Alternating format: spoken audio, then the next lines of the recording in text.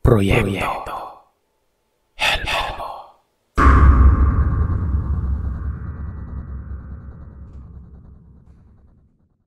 Mapagpalang araw sa inyo, Sir Seth. Hindi ko intensyon ang sumulat sa inyo para lang magpauso, mag-imbento o gumawa ng aliasngas na walang diretsong patunay. Pinangungunahan ko ng lahat. Marami sa mga naging kaibigan naming magkapatid ang hindi kami pinaniwalaan ng ikwento namin sa kanila ang nakakakilabot naming karanasan. Kayo na po ang bahalang humusga kung tunay nga ba ang karanasan kong ito o hindi. Ako po si Lou, isang may bahay na may isang anak. Nagnenegosyo po ako at may-ari ng isang maliit na tindahan ng hopya sa may Quiapo. Tulad ng nabanggit ko kanina, ang kwentong ibabahagi ko sa inyo ay hindi lang tungkol sa personal kong karanasan, kundi tungkol din sa sinapit na malagim na kondisyon ng aking kakambal na babae na si Reda. Identical twins po kami. Mas matanda si Reda sa akin ng 3 oras dahil mas nauna siyang iluwal ng aming ina na si Mama Era. Pinangalanan siyang Reda dahil sa malaking balat sa kanyang buong leeg noon.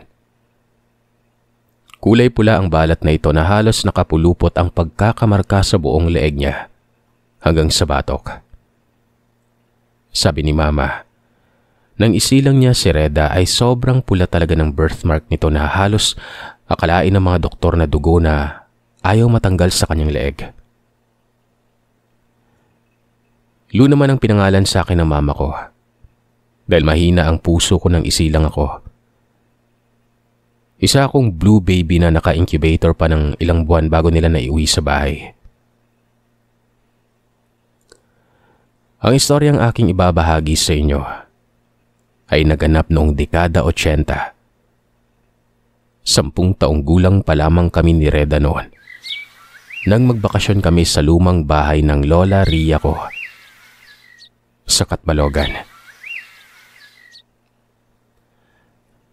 Pagdating pa lamang namin sa bahay ng Lola ay sinabihan niya na kaming kambal na huwag lalayo sa bahay at huwag makikipag-usap sa mga estranghero. Tinuruan niya rin kami ng isang dasal na kailangan raw naming sambitin sa oras na makakaramdam kami ng kakaibang negatibong enerhiya o mabigat na pakiramdam. Tinanong ko si Lola Ria kung bakit mukhang takot na takot siya habang binibilinan kami noon. Sabi niya sa akin, may kakaibang nagpaparamdam daw kasi na naglilibot sa buong bahay. Natakot kaming magkapatid pero nang makita namin ang likod bahay, biglang nawala ang takot naming magkakambal. Mga anak, magdahan-dahan kayong magkapatid sa paglalaro dyan sa likod bahay Sigaw ni Mama. Sa itsura pa lang ni Rida, siguradong mamamatay sa takot yung multo sa kanya. Pinagtawanan ko pa ang kapatid ko nun. Hoy Lou! Matakot nga sa mga sinasabi mo. Baka mamaya kunin ka ng diwende dito sa likod bahay. Mapagkamalan kang asawa niya. Sagot naman ni Rida noon.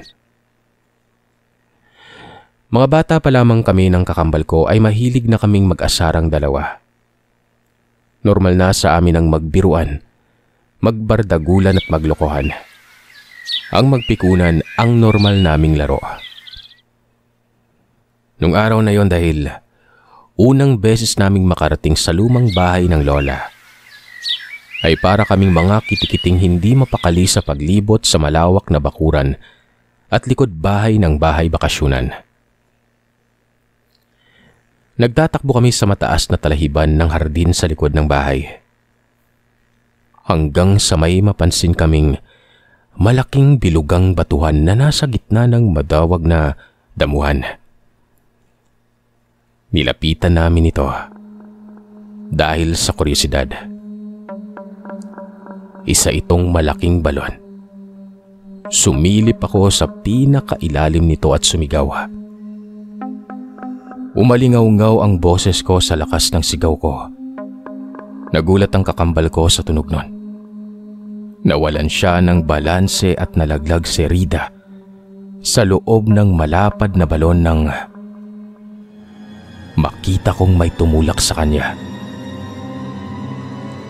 Kitang-kita ng dalawa kong mga mata na may isang tila anino ng babaeng nakasuot ng punit-punit na damit ang tumulak sa kakambal ko papasok sa balon na yon. Hindi ako agad nakagalaw. Para akong naparalisa. Lalong-lalo na nang biglang nawala ang babaeng tumulak sa kanya. Mabilis akong sumilip sa loob ng malalim na balon pero hindi ko siya matanaw. Madilim. Natakot ako at ginapangan ng hilakbot ang buo kong pagkatao. Tinawag ko ang pangalan ng kakambal ko. Sumigaw ako. Humiyaw ako at tinanong kung naririnig niya ba ako. Hindi sumagot ang kapatid ko.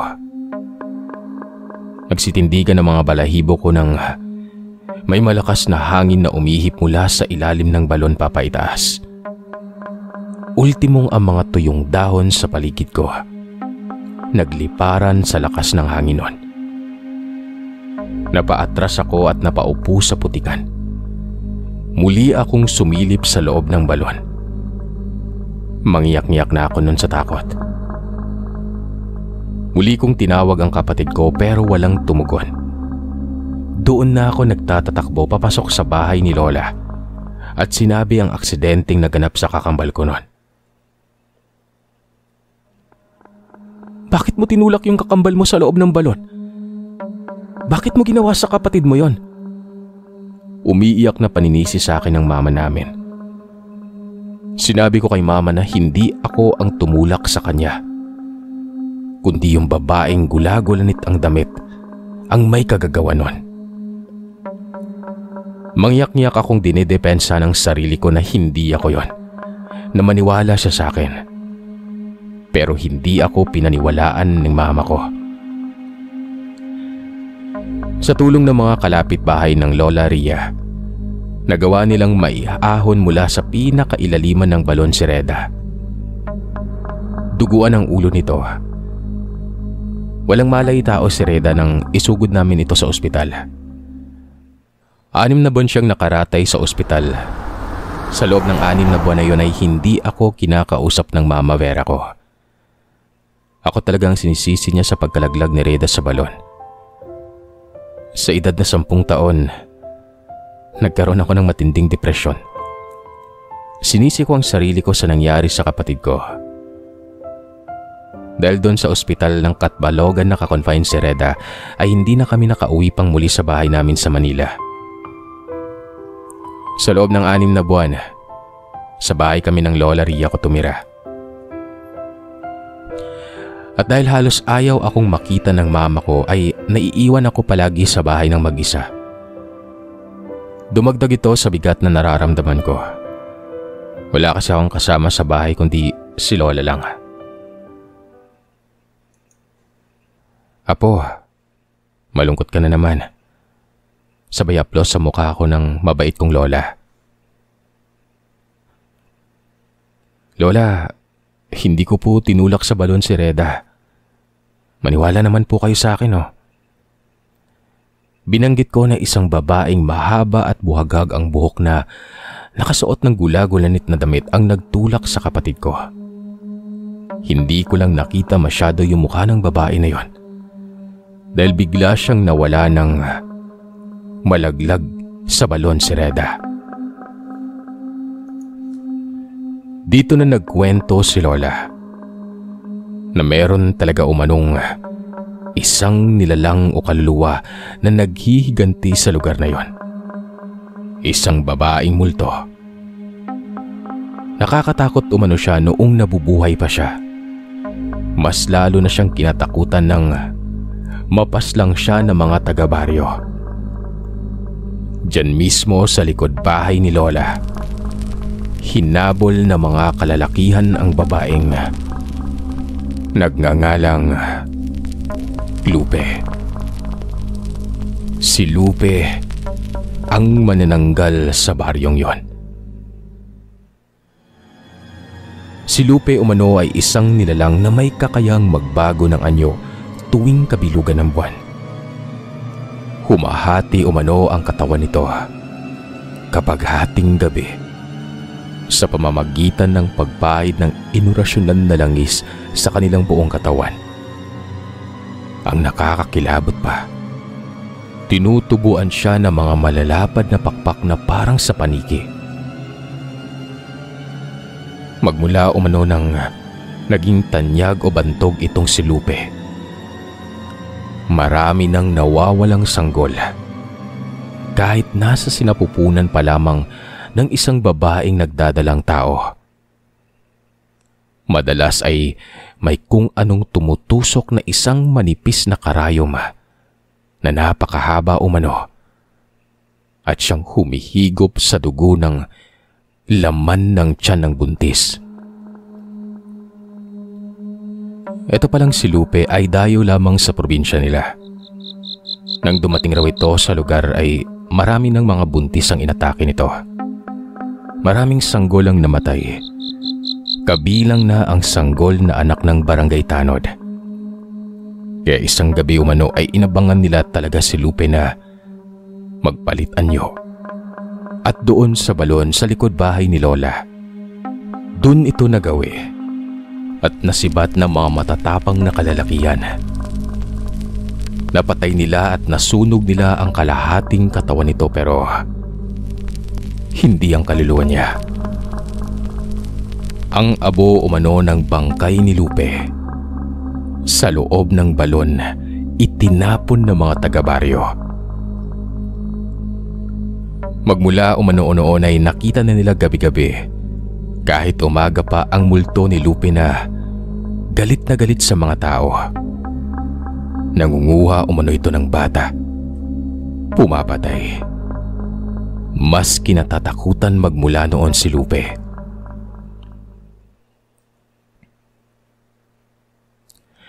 Sinabi ko kay Lola na natatakot ako noon. Matagal na akong hindi makatulog ng maayos. Kada minutong matutulog ako ay nakikita ko sa utak ko ang babae. Matagal akong binangungot pero hindi ko masabi sa kanila nila mama dahil ayaw naman akong kausapin ni mama. Palagi din namang tahimik at malayo sa akin si Lola. Iniisip ko pa nga noon na ultimong si Lola ay naniniwala na ako nagtulak sa kapatid ko noon. Pero pinagpilitan ko talaga na hindi ko magagawa sa kakambal ko yung ganung klaseng bagay. Umiiyak akong tumakbo papasok sa kwarto ko nang mailabas ko ang sama ng loob ko sa lola ko. Humiga ako sa kama at ipinikit ang aking mga mata. Ganun na lamang ang ginagawa ko sa tuwing sinisisi nila ako sa kababalaghang nangyari sa balon na yon. Noong gabi na yon, nagsimula ang malala kong mga bangungot. Napanaginipan ko na naman ng gabing yon ang babaeng tumulak sa kambal ko. Nagising umano ako nang makarinig ako ng 3 katok mula sa labas ng pintuan ng kwarto. Alam kong nagising ako dahil sa katok na yun pero nang babangon na ako para buksan ang pinto, hindi ko na maigalaw ang mga paa ko, ang bewang ko, mga braso at kamay. Hindi ko maigalaw ang buong katawan ko pero gising na ako noon. Kahit na anong gawin kong paggalaw ay hindi ko maigalaw ang katawan ko. Pinilit kong sumigaw ng tulong pero pati ang bibig ko noon, hindi ko maibuka. Ang mga mata ko lang ang gumagalaw. Kitang-kita ko ng gabi na yon kung paano pumasok sa loob ng kwarto ko si Lupe. Ang babaeng gulagulanit ang damit. Doon lang naging klaro sa akin ang itsura niya. Nakakatakot ang mukha niya. Pula ang mga bilugan niyang mga mata. Puro sugat ang mukha. Tumutulo ang dugo mula sa mga sugat niya sa dibdib at balikat. Para siyang tinusok at tinaga ng matalim na bagay sa buong katawan. Nakasuot siya ng sira-sirang lumang bestida na para siyang galing sa lumang larawan na makikita mo lamang sa mga libro ng kasaysayan. Galit na galit si Lupe sa akin noon. Umiiyak siya ng tugo habang umuungol-ungol. Papalapit siya ng papalapit hanggang sasakalin niya ako ng sobrang higpit.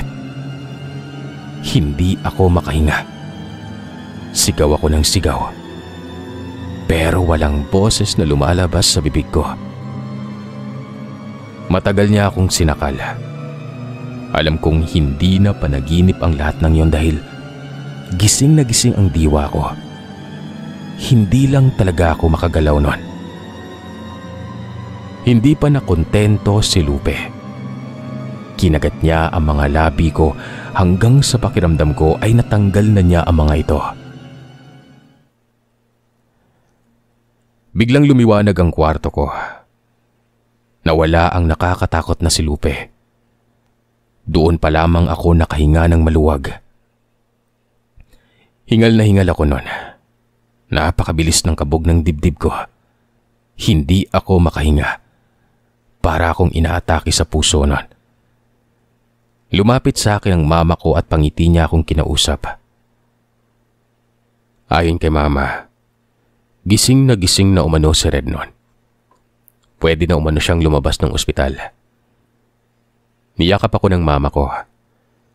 Laking tuwa nila lola at mama nang maiuwi na namin sa bahay bakasyonan si Reda. Hindi kami pinayagan ng lola ko na umuwi kaagad nun ng Maynila dahil hindi raw makakabuti sa kapatid kong kakalabas lamang ng ospital. Nagkaroon kasi ng konting depekto sa memorya niya. Hindi niya kami kilala at wala siyang maalala sa mga nangyari noong araw na nalaglag siya sa balon. Tumagal kami ng mahigit 2 buwan pa sa bahay ni lola. Dahilan kung bakit hindi na kami nakapag-enroll pa sa eskwelahan dahil inabutan na kami ng pasukan habang nasa Katbalogan. Sa loob ng 2 buwan na yon, nagsimula akong magkasakit at manghina. Hindi ako nakakatulog ng sapat. Parang paulit-ulit na lamang ang bangungot ko nun. Paulit-ulit kong sinasalakay sa panaginip ko ng babaeng gula-gulanit ang damit. Ikinuwento ni Lola sa mama ko ang lahat ng tungkol kay Lupe at ang ginagawa nitong pagmumulto sa akin. Natakot si mama. Nagpa siya ito na iuwi na kami sa Maynila kaagad-agad nun. At ganun na nga nangyari. Umuwi kami sa bahay namin sa Manila at pina-check up ako ng mama ko sa isang doktor. Isang espesyalista para sa mga may problema sa pagtulog. At doon ay na-diagnose nga ako na mayroon akong sleep paralysis. Natutulog umano ako, nagising ang diwa pero hindi makagalaw sa katawan ko. Binigyan ako ng gamot ng doktor pero kahit na inumin ko ito ay tila hindi tumatalab sa akin. Nakakatulog ako ng ilang oras pero magigising ulit ako pero hindi makagalaw. Lalo akong nanghina at nagkasakit nang bigyan ako ng doktor ng gamot. Nagpa siya si mama na paghiwalayin na kami ng tulugan ni Rida para mas makatulog ako ng mahimbing nun. Pero isang gabi, nagbago ang takbo ng bangungot ko. Sa panaginip ko ay nagising ako nang makarinig ako ng 3 katok mula sa labas ng pintuan ng kwarto. Alam kong nagising ako dahil sa katok na yun pero nang babangon na ako para buksan ang pinto, hindi ko na naman maigalaw ang mga paa ko, ang bewang ko, ang braso at kamay. Pinilit kong sumigaw ng tulong pero pati ang bibig ko ay hindi ko maibuka. Tanging ang mga mata ko lamang ang gumagalaw nun. Maya-maya ay biglang pumasok sa loob ng kwarto si Rida. Nakakatakot ang mukha niya. Pula ang mga bilugan niyang mga mata. Buhaghag ang mahaba niyang buhok. Galit na galit sa akin noon. Umiiyak siya. Papalapit siya ng papalapit hanggang sa sakalin niya ako ng sobrang higpit na hindi ako makahinga. Sigaw ako ng sigaw pero walang boses na lumalabas sa bibig ko. Matagal akong sinakal ng aking kakambal. Alam kong hindi na panaginip ang lahat ng yon dahil gising ako. Hindi lang ako makagalaw. Galit na sumisigaw si Rida na mga katagang, "Pinatay niyo ako. Hindi ko kayo patatahimikin." Na tila galing sa hukay ang boses niya. Biglang nahimatay si Rida at bumagsak ang katawan niya sa may sahig nun. Hindi ako makapagsalita ng maayos. Hindi ako makahinga. Umaga na nang magkamalay tao si Rida. Pinagalitan siya ng mama namin pero umiyak lamang siya at nagsabing wala umano siyang maalala na sinakal niya ako habang natutulog. Nagulat na lamang kami nang tumawag sa landline si Lola. Pinababalik kami sa Katbalogan. Mabilis naman kaming lumuwas nun. Nung hapong dumating kami sa bahay ni Lola, ay may naabutan kaming grupo ng mga matatandang manggagamot. Mga eksperto sa paranormal. Mga albularya. 5 sila. Yung isa, bulag pa. Nagsalita kaagad ang bulag na matanda nang dumating kami sa bahay. "Kayong kambal ang ayaw lubayan ni Lupe. Hanggang ngayon. Kahit sa panaginip ay pumapasok si Lupe para gamitin kayong kambal. Hindi siya papayag hanggat hindi nakakakuha ng kaluluwa mula sa isa sa inyo." Babala ng bulag na matandang espiritista. Nagtanong si Mama kung ano ang dapat naming gawin nun. Kailangan umano naming mag-alay ng dasal at gumawa ng ritual sa may balon. At ganun nga ang ginawa. Kasama ang mga grupo ng mga tao na yon na taga-Katbalogan din. Nag-alay kami ng dasal. Kinausap ng bulag na medium ang kaluluwa ni Lupe. At doon ay umamin ito na siya nga ang nagtulak kay Rida sa may balon. Nagkatay sila ng itim na manok na native at isinalin ang dugo nito sa porselana na lalagyan. Sinugatan kaming magkapatid sa bandang pulso ng matandang yon at pinatulo ang dugo namin sa parehong lalagyan. Pinaghalo niya ang dugo naming magkapatid at ang dugo ng manok at maya-maya ay kumuha ng dahon ng palaspas ang albularya. Isinausaw ito sa dugo. Gumuhit siya ng mga krus sa bawat panig ng batuhang balon. Tinadtad niya ito ng marka ng krus habang nagdarasal sa wikang Latin. Ang naiwang dugo ay itinapon niya sa loob ng balon. Kasabay ng paghangin ng malakas ay niyaya kami ng mga eksperto na lumuhod para magdasal muli. Binasbasan kami ng lider nilang bulag. Ako at si Rida. Sinabuyan niya kami ng bendedatong tubig at mga dinikdik na halamang gamot. Maya-maya pa ay biglang lumiwanag ng napakalakas mula sa langit.